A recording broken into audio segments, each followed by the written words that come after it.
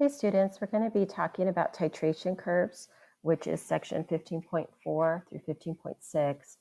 It is one of the most important sections. Places that you'll see this again would be in biology and biochemistry when you talk about amino acids.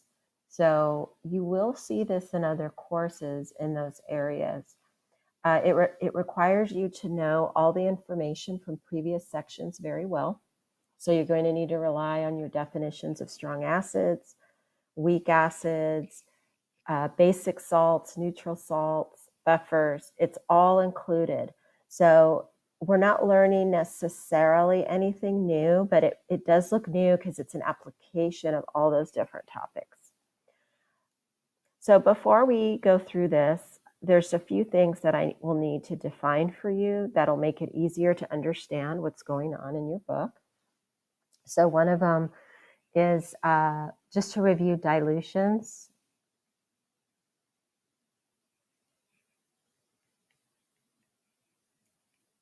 So remember dilutions, M1V1 equals M2V2.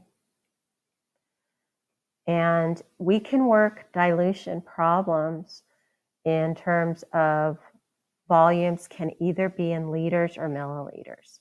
So that's what I just kind of want to show you and review. Let's say I have 40 mils of a 0.1 molar acid. And then I add another solution to it, or you could think of water, so that the volume changes.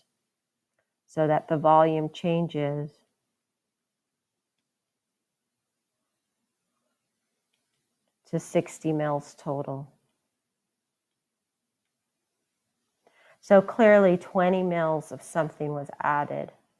In our titration curves, it's going to be base, but you could picture it for this example, it's just adding 20 mils of water. Okay, so we went from 40 to 60 plus 20 mils of added solution, water or base. Okay, so if I want to know the new concentration, we would rely on our M1V1 equals M2V2. So I take the 0.100 molar HA, and then I could go to liters.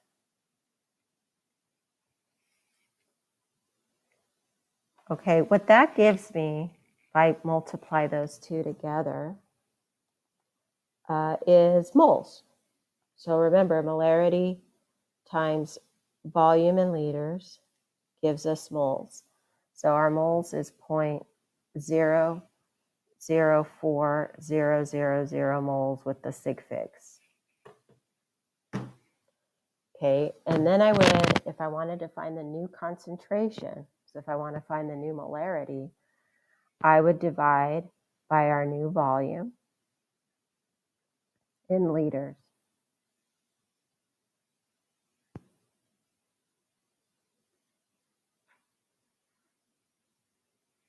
So I take that number and divide by 0.06.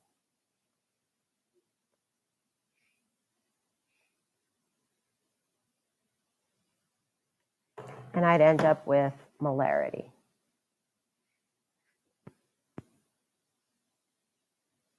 Okay, so that hopefully is review, but what I want you to realize is your book will work a lot of these problems in what are called millimoles. They are trying to simplify stuff, and it's good. It's just I feel that if I don't explain it, you won't know where they're getting their numbers from. So let's talk about millimoles. If I do the same dilution problem,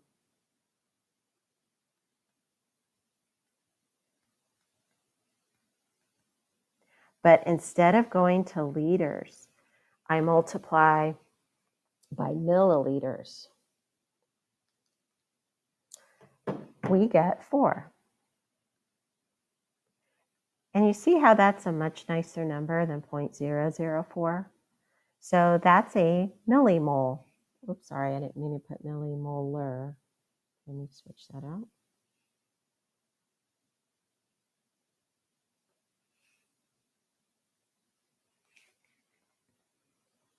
Okay, so the millimoles part just allows us to work these problems with easier to manage numbers. Okay, now if I was to do then to go to molarity, then instead of using liters, I'd use milliliters for my total volume. See, the factor of 1,000 there would cancel, and we'd get the exact same answer.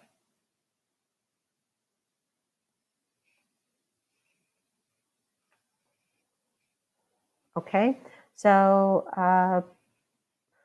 as you're looking at the textbook examples, they're going to work a lot of problems in millimoles. That means that you're working in milliliters. Okay? All right, so that's one key topic that I think is important. Another is the idea of neutralization reactions.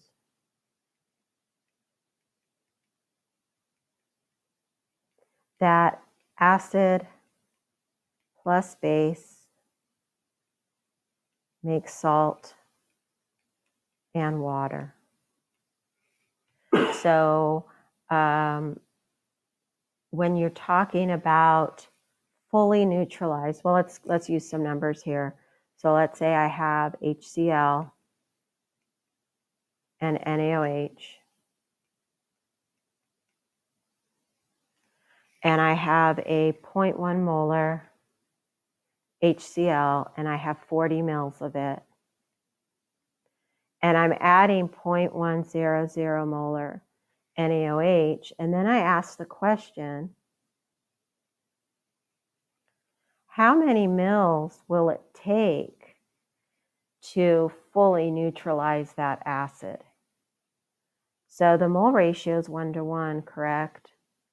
So at neutralization point, when you fully neutralize,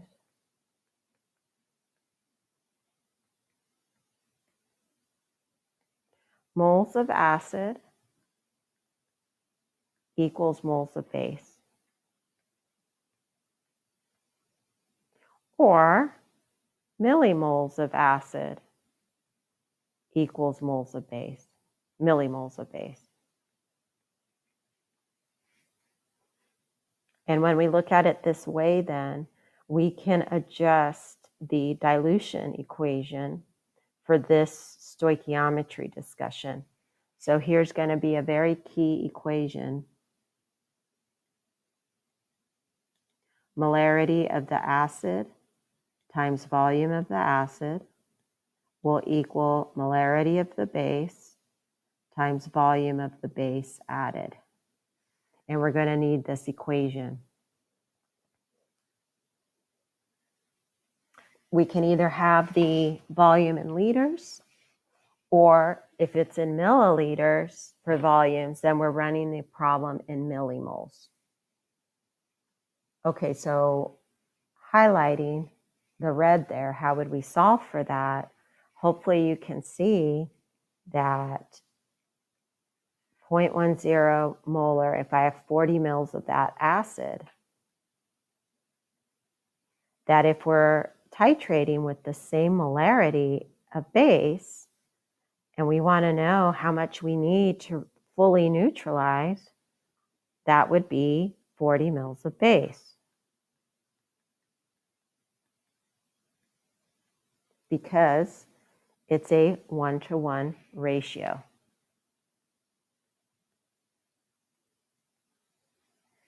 And when I ran the problem by just plugging in milliliters, I'm really looking at millimoles.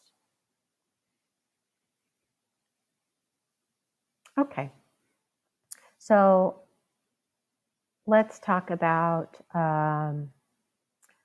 where we're headed with these titration curves. Let's take a look at the next example.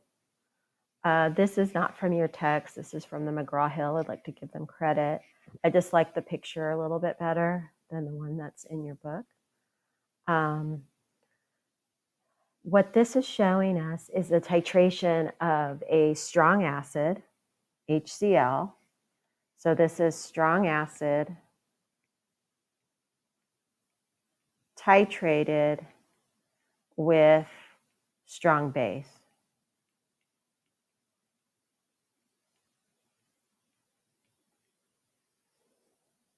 And there's a couple of very important points from this graph and from this data that's shown here. So it's actually showing you on the side the data that they collected. So this is a titration where you have your flask, you have your burette that you're adding to the acid. It's a regular titration, but you're monitoring, oh, I can't say that word this morning, the pH of the titration by putting in a pH probe into the solution.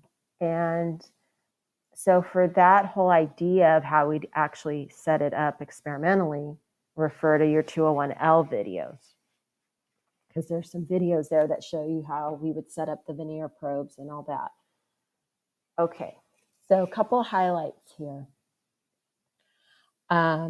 Let's talk about that acid. We have a 0.1 molar HCl.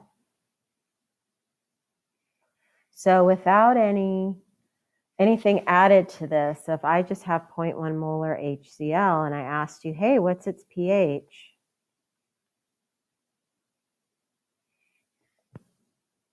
You should think that that's easy because it's a strong acid. And finding its pH is simply pH will be negative log of 0.100 molar. So that pH is 1.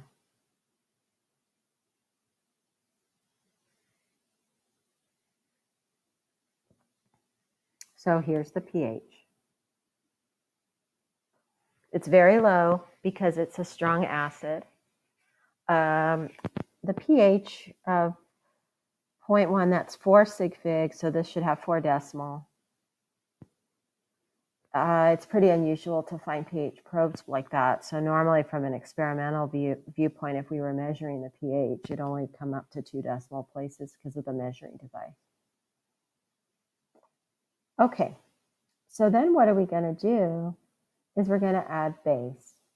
And what I want you to think of as we look at the graph is this is a play-by-play of what happens to the pH as we add base. So as we add base, we start off here, that's pH 1. We add base, the pH is going to go up, the pH is going to go up, and then we're going to see this steeply rising part, and then it's going to flatten to a really high pH. Okay, this is a titration curve, and what it's showing us is kind of 2 important points. Let's start by doing some calculations at this point here, which is after 20 mils of base are added. So I'm going to do the calculation on the next slide. So we're going to talk about why is this at pH. And then the other important point, and I'll highlight it right now since I have the picture up, is this, what's called equivalence point, which is after 40 mils of base are added. Okay, and so if we notice there, the equivalence point is pH 7. The equivalence point is where your molarity of your, your moles of acid and base are equal.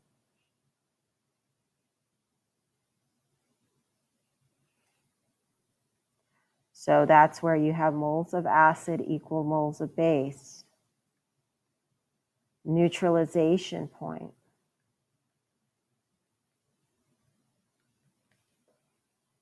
Or millimoles of acid equals millimoles of base.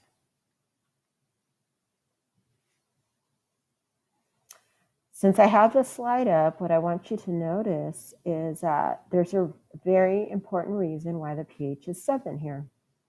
And that is because if we take HCl plus NaOH and neutralize them to make salt water, the salt that's formed is neutral. And at neutralization point, we only have salt water.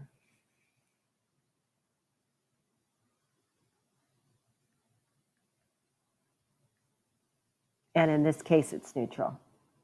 So let me come back to that idea with the numbers. So keep in mind that I'm going to show the 40 mils at 0.1 molar HCl with 0.100 molar NaOH. That's going to be my example question. Okay, so let's start. HCl plus NaOH makes NaCl plus water. And then our initial amount of acid that we're starting with is 0.100 molar and 40 mils of it.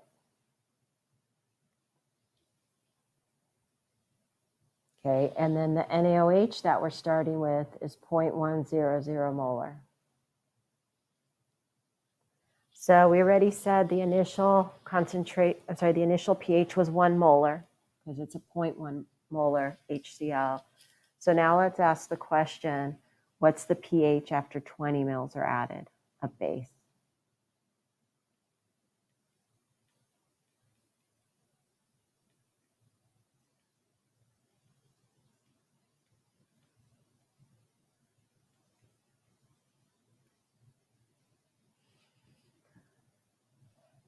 Okay, so with this in mind, what's the pH after 20 mils of NaOH are added? We should be asking ourselves, where are we at on that titration curve? So we want to figure out how much acid and base are we talking about. And so let's work this in millimoles,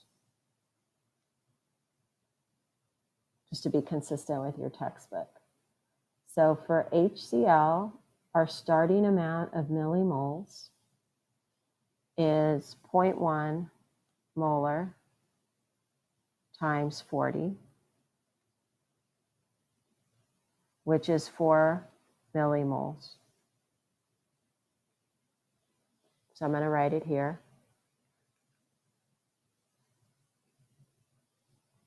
Sorry, I wrote it as millimolar.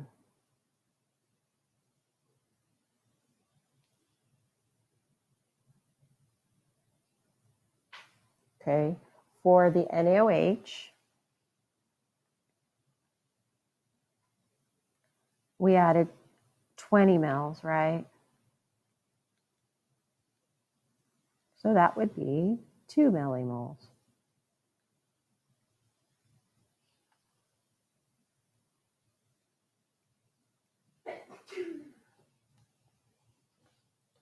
So we are not at the point where we're not at the point where we fully neutralized this acid, right? In this case, the NaOH is our limiting reagent. It's less, right? So out of the 4 millimoles, only 2 are going to get neutralized. And we won't have any NaOH left. We will have 2 millimoles of strong acid left. And from stoichiometry, we'll make 2 millimoles of NaCl and 2 millimoles of water, which we have been ignoring because it's always in excess.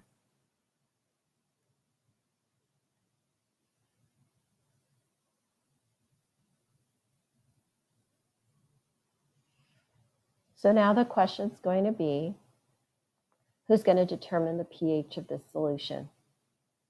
So who's going to dominate the pH? we have strong acid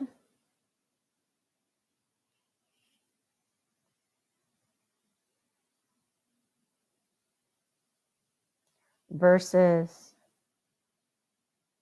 salt.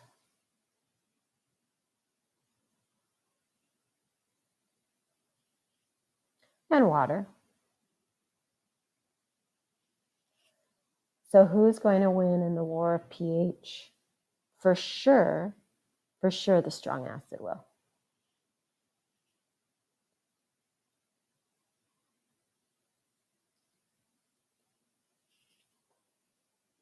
The salt, okay, let's think back to section in chapter 14, the NaCl, neutral salt.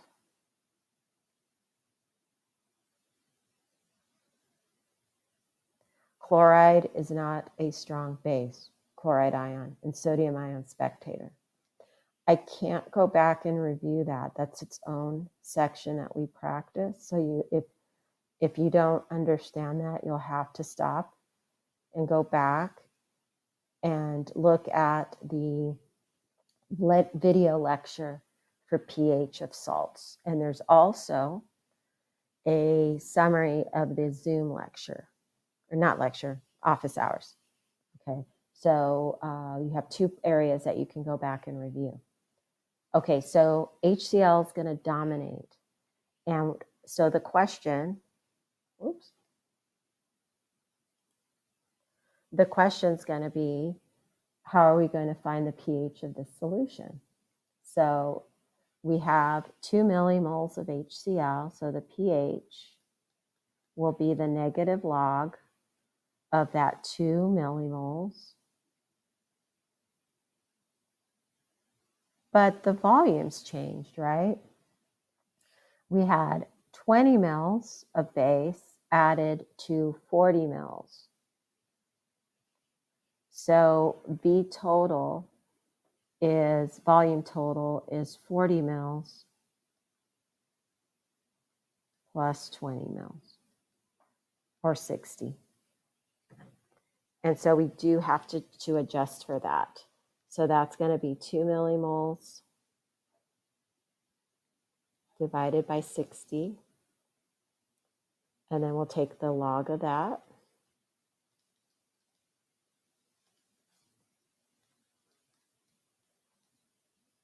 So we should get 1.48.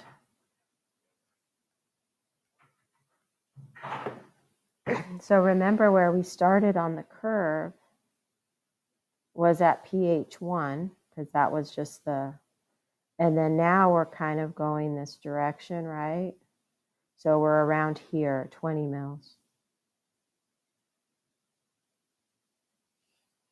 And that pH hasn't changed too much, but it's gone up to almost 1.5.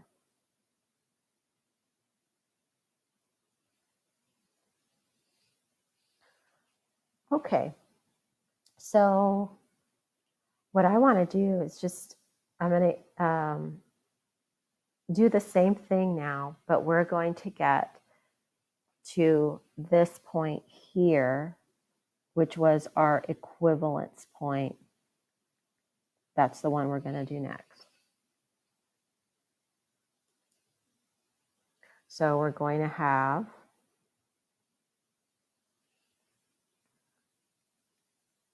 HCl plus NaOH, NaCl plus water. Okay, we said that we had 4 millimoles of HCl in our flask. And now we want to discuss the pH at equivalence. The definition of equivalence point is where millimoles of acid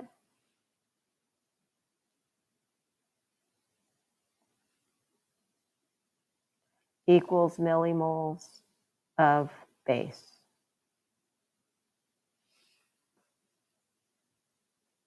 So in this example problem, we had 0.1 molar acid, 40 mils in the titration. We want to know what's the equivalence point? How much base do I need? Well, we calculated this earlier. The volume of base that we need is 40 mils. So on our graph, the pretty graph, you can go back and look at the prettier one. This equivalence point, this is pH, and this is volume of hydroxide added. That volume is 40.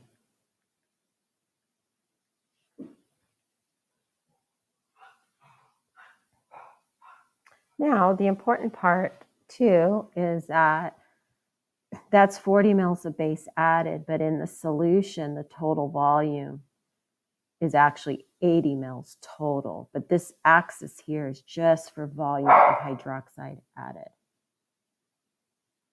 Okay, so with this in mind, this number changes to 4 millimoles of base.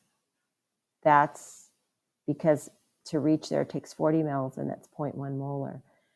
At equivalence point, these are equal. These will be equal. And let's look, though, what happens at this point.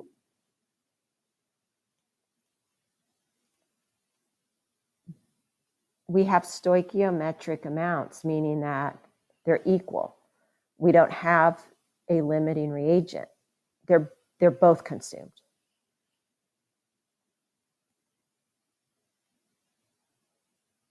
And can I just say, this will be the last time I write in the water. It's not important to our calculations.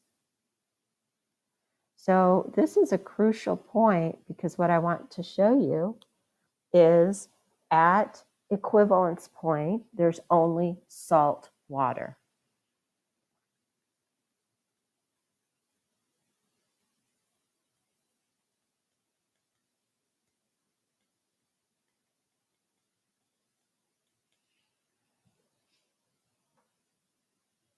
Okay, so at equivalence point, there's only salt water. And then the question is, what's its pH? NaCl is a neutral salt. So this pH is 7. So if we read it on the nicer graph, this would be 7. We don't have to do any calculations here. We could, if we wanted to, find the concentration of the salt. That would be 4 millimoles over the total volume, which would be 40 of acid mixed with 40 of base. So I believe that's 0.5 right there. Let me double check it. Oh, 0.05.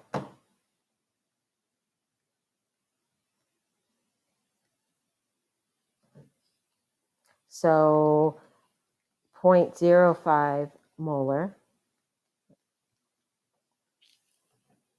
But the pH of a 0.05 molar solution is 7 for NaCl.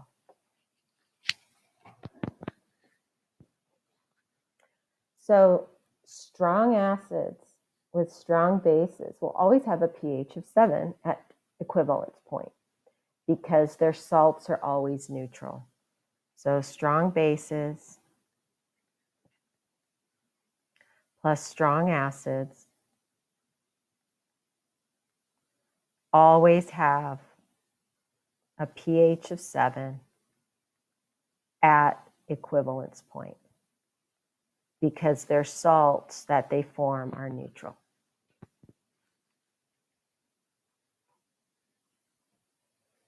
Okay.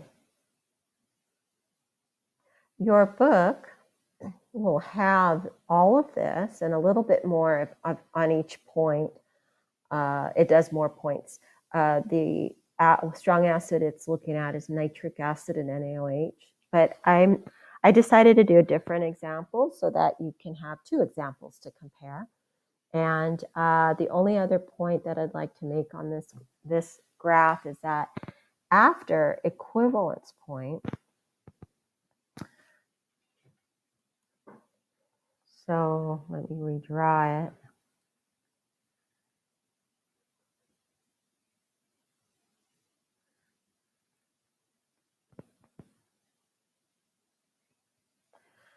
So we've just said that for NaCl and HCl and NaOH, this is pH 7. We started at pH 1. And here's 40 mils it took to get there. We also calculated the 20 mil mark at one, and that was pH 1.48. Okay, a couple comments on this.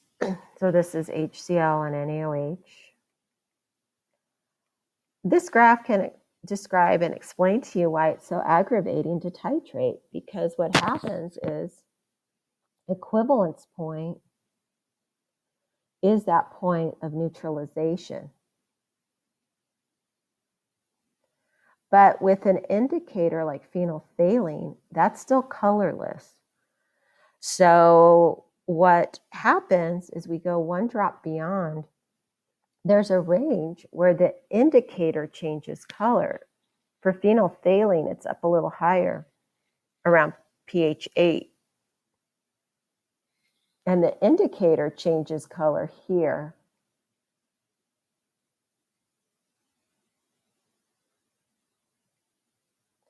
If you notice, we're in this very steeply rising part of the curve where if we add a little bit of base, the pH starts to go up dramatically. So it's really hard to catch that light pink color. And so what will happen is that it's very easy, if you notice, even by adding just a couple drops more, you end up in this really high pH area. So up here at the top, or anything beyond, I should say, equivalence point, it's excess hydroxide that's driving the pH. And for an indicator like phenolphthalein, it doesn't take very much base to go to the region where its color is going to change. So that's where the frustration lies. It might take half a drop to go to the pH where it starts to change colors. Indicators tend to be acids themselves. And so when you change their pH, they can go from one color to another. Okay, so let's talk about weak acid and strong base titration curve. And this one's a little bit more complicated.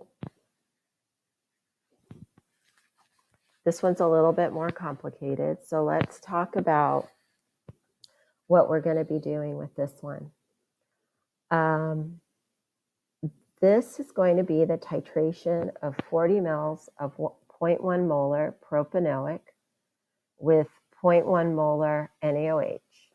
Propanoic acid, HPR, is just an abbreviation.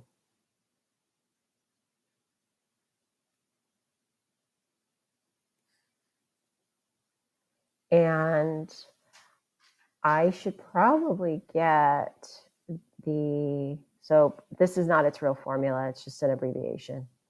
Let's get its Ka value. Let's see if I can get my book. Gata, can you look up the pH of propanoic acid? Ka for me. Okay, I'm having my daughter find that. Let me see. What is it? but it's Ka. Mm-hmm.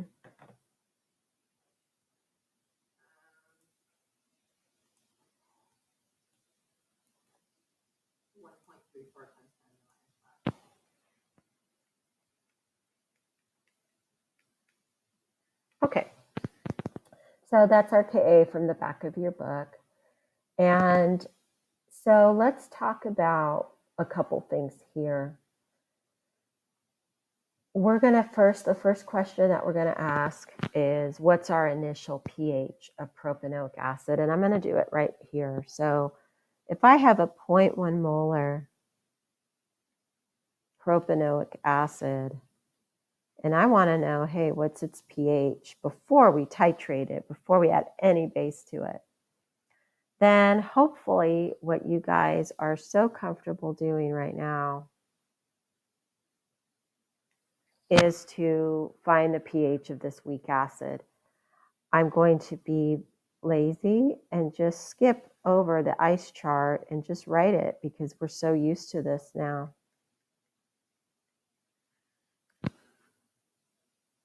And then I'm going to check to see my assumption if I can ignore X on that bottom part. And I can. So I can ignore X. I did our quick formula for that. So I will go ahead and find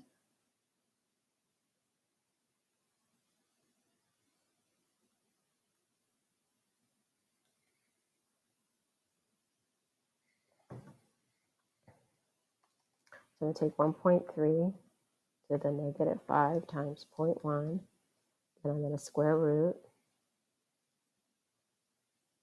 Okay, so I got 1.1 times 10 to the negative 3.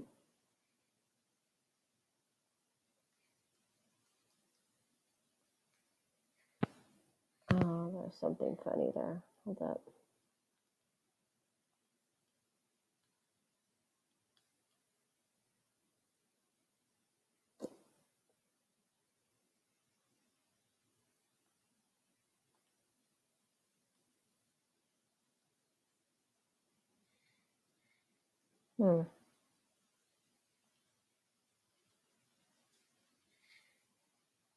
Oh, yeah, that's right. Sorry. I was looking at the wrong thing on the graph there. Okay, so that's our H plus, right? And then the pH would be a negative log of that, so that would be 2.94, which is this point right there. Okay, so notice our 0.1 molar HCl was here because it's 1, whereas a 0.1 molar of the weak acid based on its Ka is 2.94. Okay, so now what I think is so important for these is let's just figure out where we're at on the graph, and let's just figure out what volume it takes to reach equivalence point. So this is just a helpful number.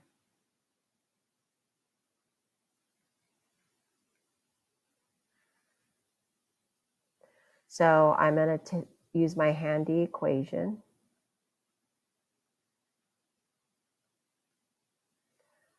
The molarity is, again, the same numbers from last time, same volumes.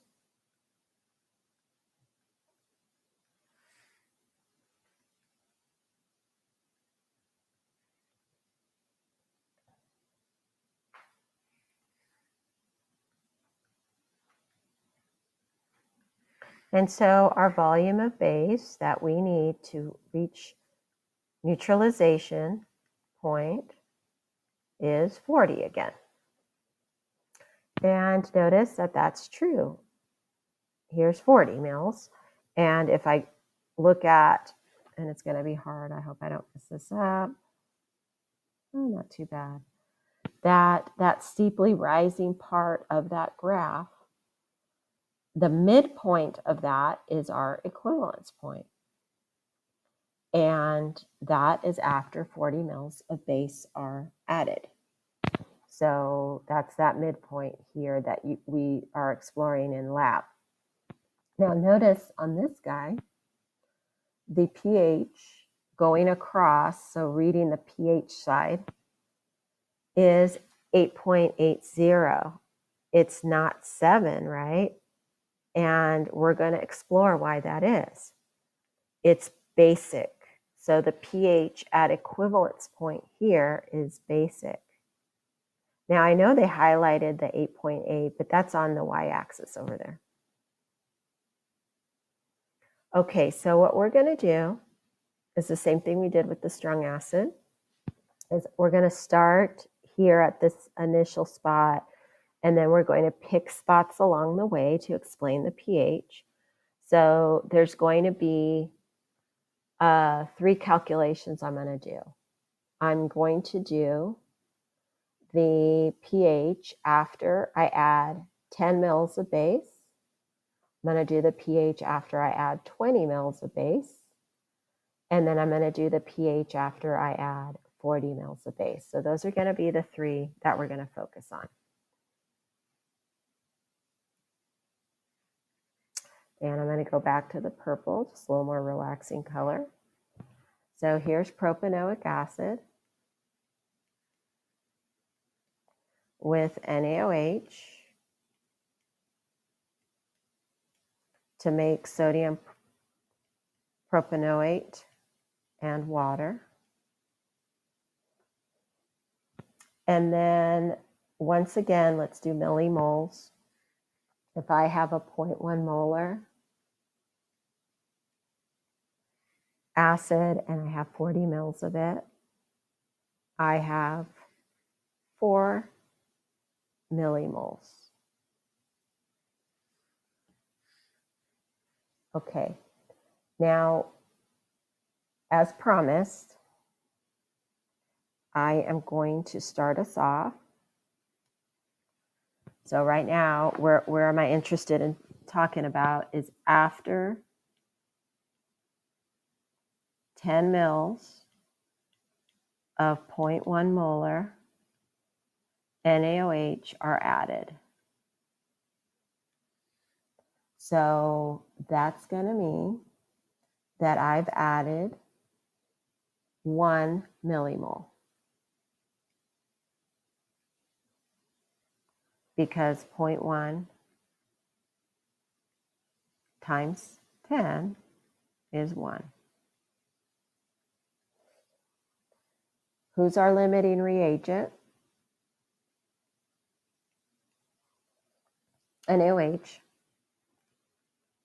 We're not at equivalence or past it.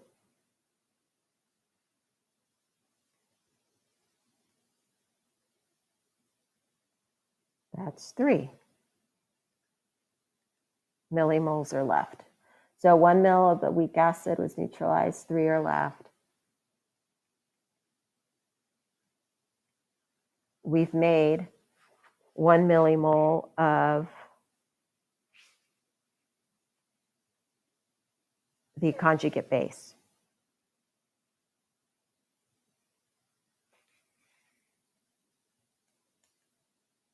And now things are different because we have in our flask, we have the weak acid, but we also have its conjugate base, the PR minus.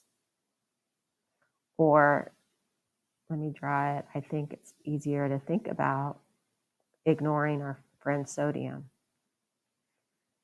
When we have a solution of a weak acid and its conjugate base, what do we have?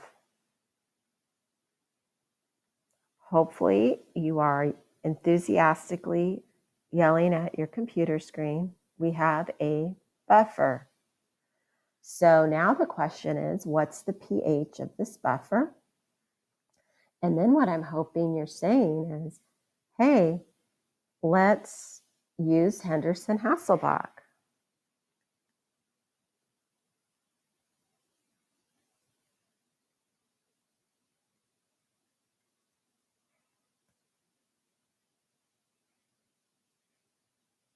Sorry. Okay, so with that in mind, we would just plug in pH equals pKa. Now the Ka of this acid was, oh shoot, what was it again, Katha? 1.4?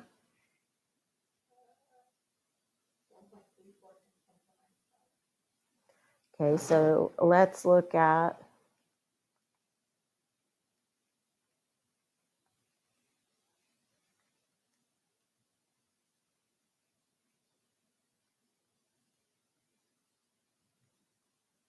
now what's kind of interesting is on the let's see, let me use the more expanded version of that number.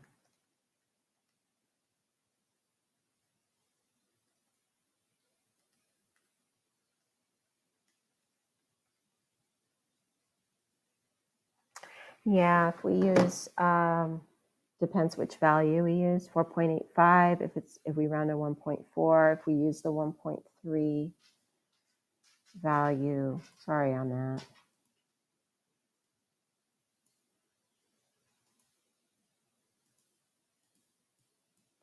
I just want to get it as close as possible to the number that was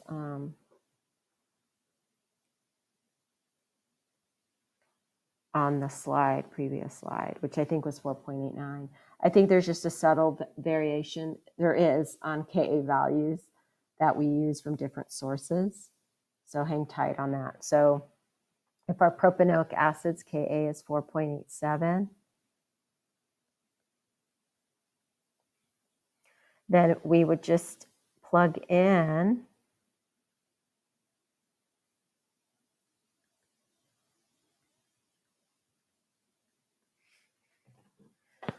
our base, right, and our acid concentrations into Henderson-Hasselbalch. So if I say 4.87 plus the log of 1 divided by 3, I get 4.39.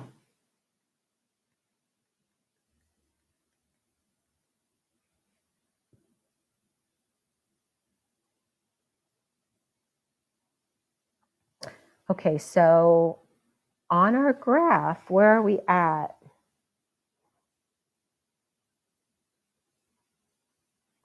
We're not at equivalence. We said that's 40 mils. And we started off like at 2.8 something. And then we're at 10 mils of base added. So we're here. Okay, and the pH did go up, but not by, compared to the original pH, it's gone up. Now, what I want you to notice is that the ratio of base to acid is not 1-to-1, right? So we have more acid than base, so we're below pKa.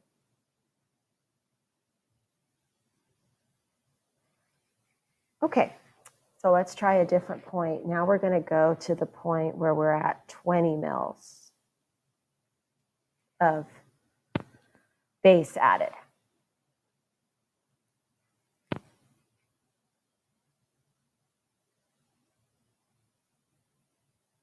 So we're going to have our propanoic. Let's try to speed things up a little bit. I know you can speed me up though when you're listening.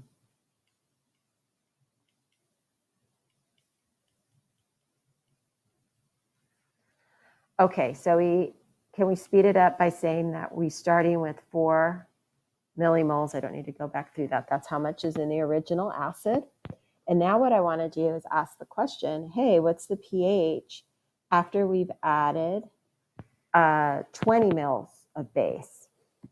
So we're going to add 20 mils of the 0.100 molar NaOH. So as far as millimoles go, we just multiply those together. So I would be at 2 millimoles. The NaOH is our limiting reagent. We have 0 left. Why is it limiting? Because it's less, right? It's less than 4.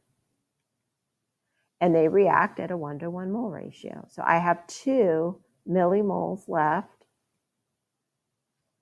And I form 2 millimoles of conjugate base, PR minus, right? That's our conjugate.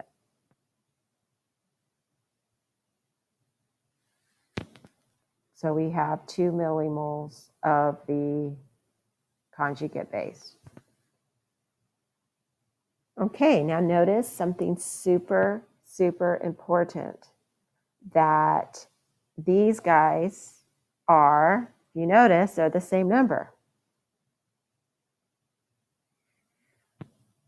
And if we have a solution where the conjugate base concentration equals the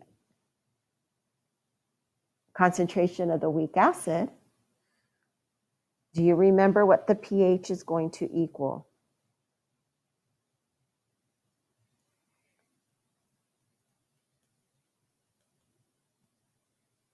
It is going to equal, oops. Sorry, that's not the right number.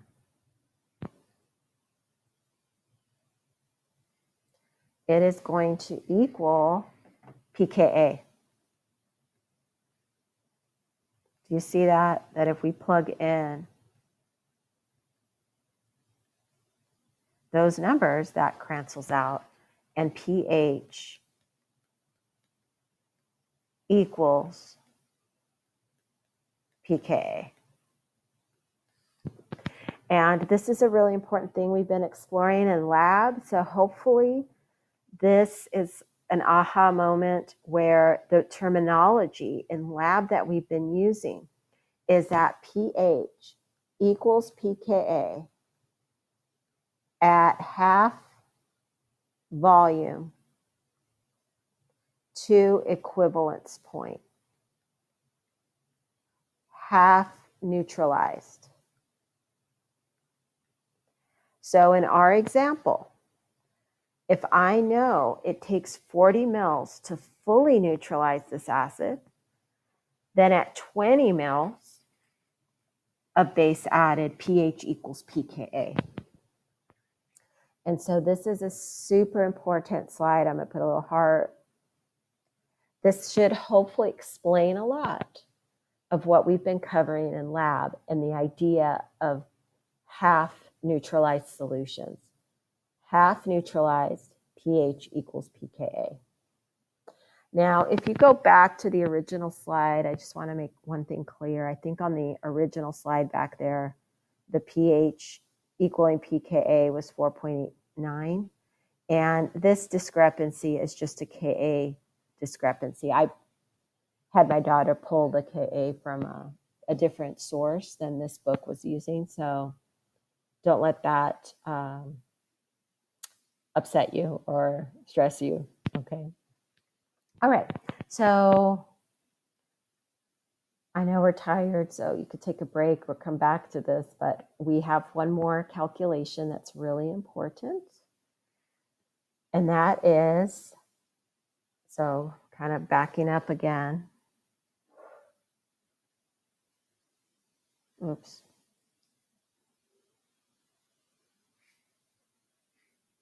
These, for the weak acids, they kind of have a little bit different shape. They go up like that, and then they go like that. Okay, so where did we get to if equivalence volume is 40 for this problem? At 20 mils, we have that exciting moment where pH equals pKa. We did 10 mils too, so we did that calculation. Now we're at 20 mils. Half volume to equivalence volume. The ratio of in this buffer is 1-to-1. And I'm sorry, those were millimoles to make that thorough. Okay, so I would at this point be asking you questions. If you have questions on this point, where we're going to head is let's explain the pH at equivalence, 40 mils. Okay, so that's where we're going to head next.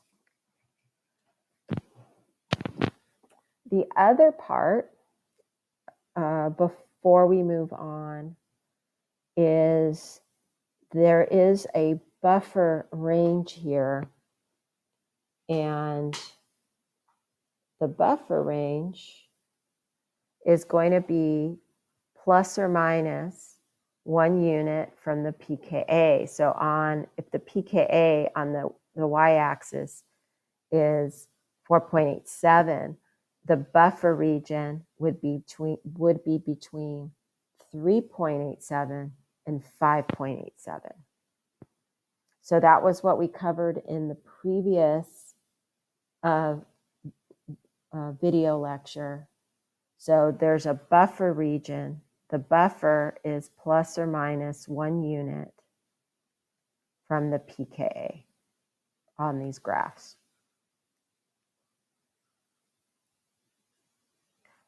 Okay, so let's do one more.